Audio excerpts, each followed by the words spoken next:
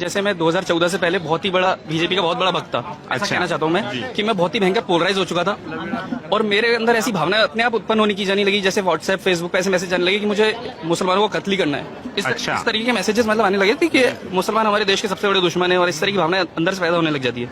तो उस चीज को मैंने बहुत मुश्किल से ओवर किया। जब मैंने ये सब चीजें फेसबुक वगैरह हटा के डिलीट करके देखा तो मेरे को लगा कि मेरे बहुत अच्छे मुसलमान दोस्त भी है, अमजद भी है, ऐसे बहुत सारे दोस्त हैं और मैं जानता हूँ कि वो कितनी मेहनत करते हैं अपने जीवन में।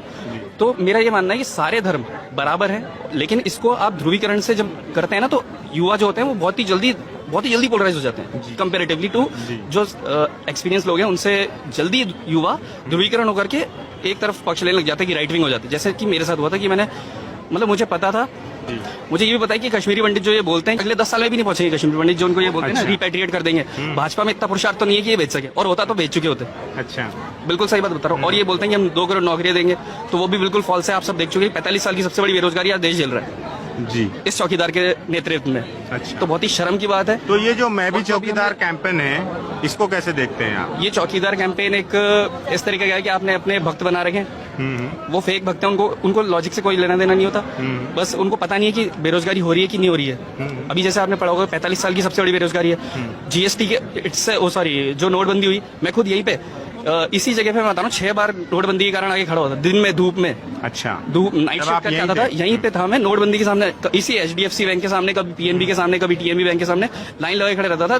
6 बार मैं यहाँ पे आया हूँ और 2 ही बार मेरे हाथ में पैसे आए और भी 2000 का नोट जो कोई छुट्टा भी नहीं करता था। This was the very wrong miss implementation of such leader. इस तरह की बातें उन्होंने की कि हमने एक परिवार से अपना सारा काला धन लेने के लिए इतना बड़ा डिसीजन ले लिया। एक परिवार के लिए आपने 130 करोड़ लोगों की मतलब जान खतरे में डाल दी, जिसमें 130 लोगों की जान भी चली गई। तो ऐसा घटनाएं हुई है जो कि जिससे नौकरियां भी बहुत गई। 50 लाख नौकरियां भी मैंने द हिंदू में पढ़ा कि सिर्फ नोटबंदी से 50 लाख नौकरियां चली गई। So this was a very wrong decision by our prime minister. So this is very wrong. पर ये बात भी तो उतनी ही सच है ना कि कांग्रेस, जैसे उन्होंने भी कहा, विकल्प क्या है, क्योंकि कांग्रेस युगों से सत्ता में है, समस्याएं हमारी तो वही की वही है। युगों से सत्ता में है, कांग्रेस में बहुत सारे जने आए हैं।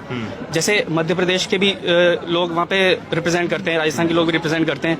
लाल बहादुर शास्त्री खुद रिप्रेजेंट करके गए, डॉक्टर राजेंद्र प्रसाद कांग्रेस से थे। तो मतलब 70 सालों में क्या देश ने कुछ भी तरक्की नहीं करी? जो इतने राजपूत, ब्राह्मण और इतने लोगों ने कांग्रेस का प्रतिनिधित्व किया है, चंद्रशेखर ने किया है और भी बहुत सारे लोगों ने किया है। तो 70 साल में हमने कुछ नहीं किया। और ये अकेला जो मोदी आया है वो स्वयं विष्णु भगवान का अवतार है क्या? यही करेगा सब कुछ?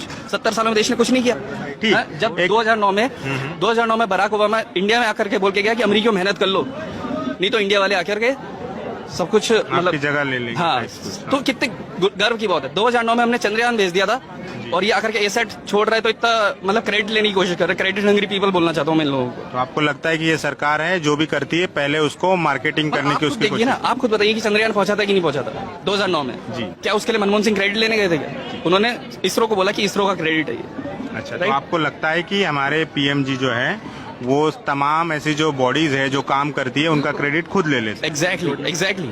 मैं तो ऐसा बहुत बार देखा है, किसी भी चीज का, छोटी से छोटी चीज का क्रेडिट लेने के लिए पहुंच जाते, लेकिन जब फॉल्स प्रोमिसेस की बात आती है तो बिल्कुल कुछ भी नहीं बोलते। कश्मीरी पंडितों की बात आती है, कुछ भी नहीं बोलते। जब नौकरी देने की बात आती है, 45 साल की सबसे बड़ी बेरोजगारी देश में आ गई, तो कुछ नहीं बोलते। प्रेस कॉन्फ्रेंस भी नहीं करते। एग्जैक्टली, वो पता नहीं क्यों इस तरह की चीजें हैं। ये पहली बार इतिहास में ऐसा हो रहा है कि कोई प्रधानमंत्री प्रेस कॉन्फ्रेंस ही नहीं कर रहा। फिर क्या बात का 56 इंच का सीना है?